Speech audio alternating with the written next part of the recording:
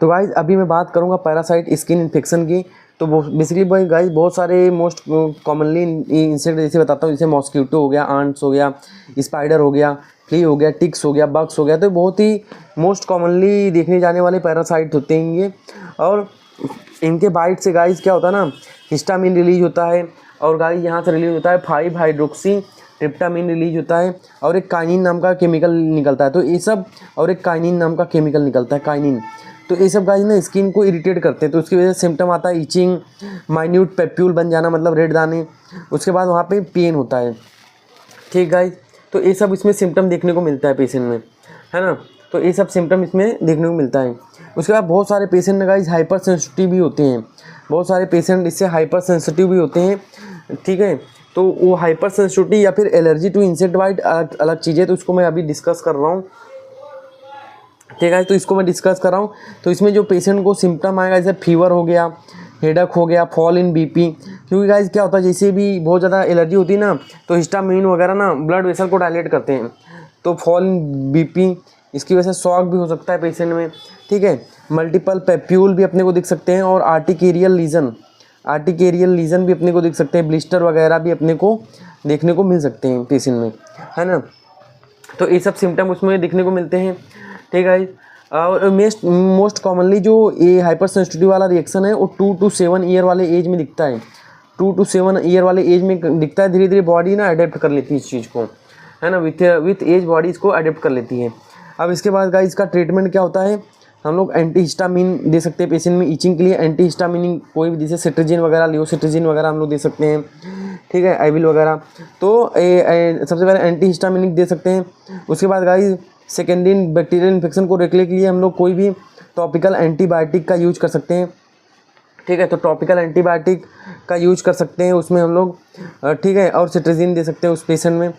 और उसके बाद गाइस मैं बताऊं कि अपने को यहाँ पे बहुत ज़्यादा अगर कोई सेंसिटिव हो रहा है ना, तो ऐसे क्लॉथ को यूज करना है जो पूरे बॉडी पार्ट को ढके, और जो बॉडी एरिया अपना एक्सपोज है ना, उस पर हम लोग को एप्लीकेशन ऑफ इंसेक्ट रिपिलेंट, इसका एप्लीकेशन करना है ताकि वहाँ पे इंसेक्ट आए ही नहीं, है ना। ये हो गया गाइज। तो दूसरा मैं गाइज डिस्कस करने जाता हूँ, दूसरा टॉपिक मैं डिस्कस कर रहा हूँ। एक होता है अपना पेड्रस डर्मेटाइटिस।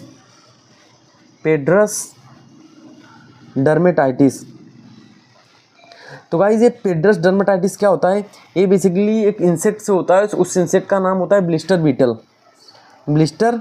बीटल के नाम के इंसेक्ट्स होता है, जो कि पेड्रस ग्रुप में आता है। तो पेड्रस डर्मेटाइटिस गाइज क्या होता है, ब्लिस्टर बीटल नाम के इंसेक्ट से कॉज होता है।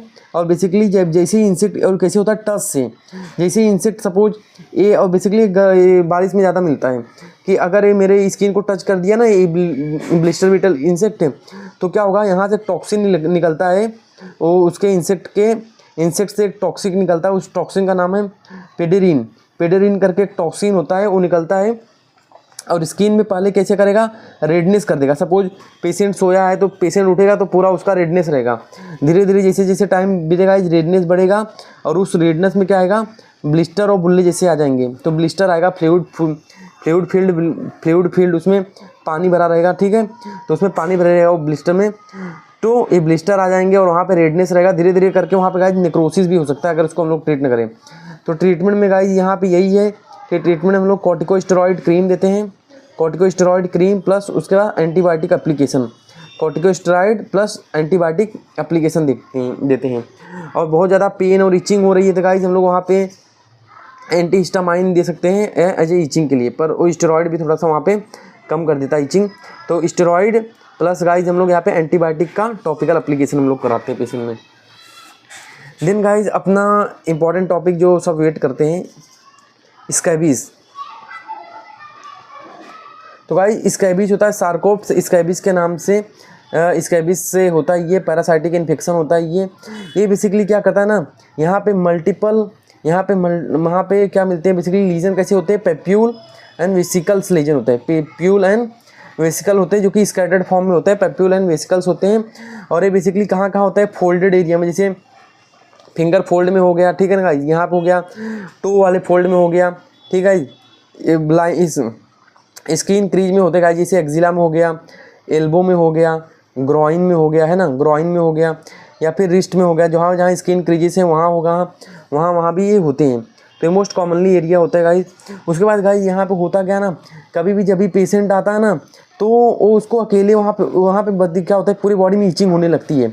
तो पूरी बॉडी में वहाँ पर क्या होती है, उसको ईचिंग होती है उसकी पूरी बॉडी में। और याद रखना गाइस, यहाँ पे ना वो फैमिली हिस्ट्री भी देगा कि एक दिन पहले मेरे पापा को भी यही हुआ था, क्योंकि ये बहुत ही है बहुत ही ना तेज़ी से फास्ट स्प्रेड होता है, इसका फास्ट स्प्रेड होता है। मतलब सपोज इसके पापा को एक दिन पहले हुआ था, तो इसने जिस कपड़े से उसने अपना बॉडी सपोज क्लियर किया था, वही कपड़ा इसने यूज कर लिया, वही तौलिया इसने यूज कर लिया, तो इसको भी हो जाएगा। मतलब कांटेक्ट से भी बहुत तेज़ी से फैलता है, कांटेक्ट से क्लोथ से हो गया या फिर डायरेक्ट बॉडी कांटेक्ट से हो गया, तो बहुत तेज़ी से फैलता है ये। तो बहुत ही फास्ट स्प्रेड करता है 1 पर्सन टू अनदर पर्सन। तो हमेशा ना एक बंदे को नहीं होती, हमेशा 3-4 बंदे साथ में ही आते हैं स्कैबीज में। और गाइज स्कैबीज में तो ये मैंने बता दिया। उसके बाद गाइज ना स्कैबीज में ट्रीटमेंट में बताऊँ तो ट्रीटमेंट में परमेथ्रिन जो होता है, परमेथ्रिन का यूज करते हैं। तो परमेथ्रिन गाइज यहाँ पे हम लोग कितने परसेंट वाला यूज करते हैं, हम लोग यहाँ पे 5% परमेथ्रिन यूज करते हैं, 5% परमेथ्रिन यूज करते हैं। इसके अलावा हम लोग बेंजोएट इसका भी यूज करते हैं 25%। अगर ये नहीं है तो हम लोग ये भी यूज कर सकते हैं। उसके अलावा गाइज हम लोग क्या करते हैं, सल्फर प्रेसिपिटेट आता है, सल्फर प्रेसिपिटेट 10% वाला आता है, उसको भी हम लोग यूज कर सकते हैं। उसके बाद गाइज बहुत सीवियर है तो हम लोग टैबलेट एवरमेक्टिन, ठीक है just a second, tablet ivermectin होता है 200 माइक्रोग्राम पर केजी के हिसाब से देते हैं, और सिंगल डोज इनफ होता है, सिर्फ सिंगल डोज देते हैं 200 माइक्रोग्राम पर केजी के हिसाब से हम लोग इसको सिंगल डोज देते हैं, है ना। तो एवरमेक्टिन। और गाइज अगर स्क्रॉटम पे हो जाए, सपोज अगर मेरा स्कैबी स्क्रॉटम पे है, ठीक है, स्क्रॉटम पे है सपोज, तो स्क्रॉटम पे अगर मेरा पेपिलोविस्कल्स लीजन है, तो और नॉर्मली वो अगर इस स्कैबीज को सजेस्ट कर रहा है, तो हम लोग वहाँ पे गाइज क्या देते हैं,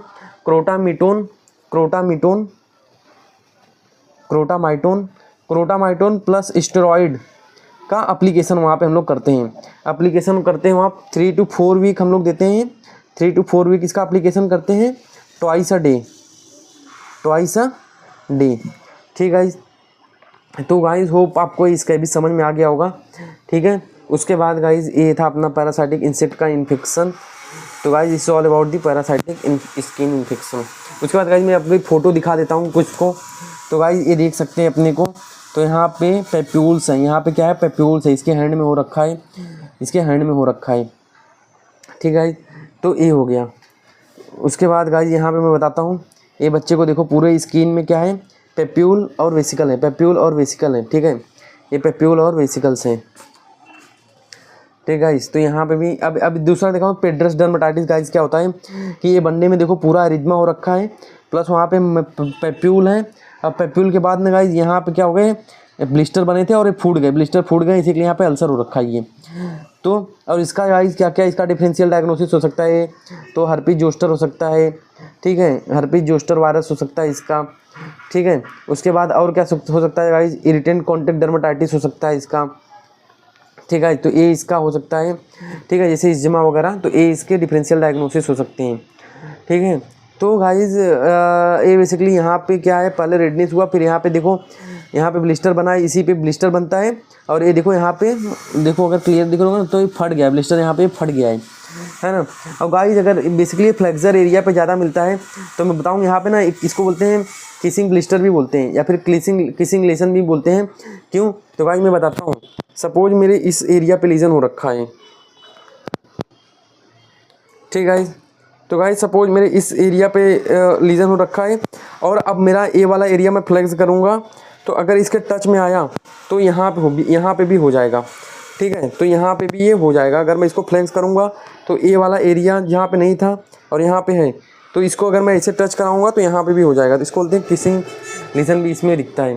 तो guys this is all about the parasitic skin infection. उसके बाद गाइज मैं बताता हूँ, देखो यहाँ पे हाइपरसेंसिटिव रिएक्शन में, तो यहाँ पे देखेंगे अरिथमा मिल रहा है, उसके बाद यहाँ पे थोड़े ब्लिस्टर और पेप्यूल वगैरह मिलते हैं। तो guys this is all about the, और यहाँ पे गाइज दिख रहे हैं बुल्ले आपले अपने को मिलते हैं, तो this is all about the guys ये पैरासाइटिक स्किन इन्फेक्शन।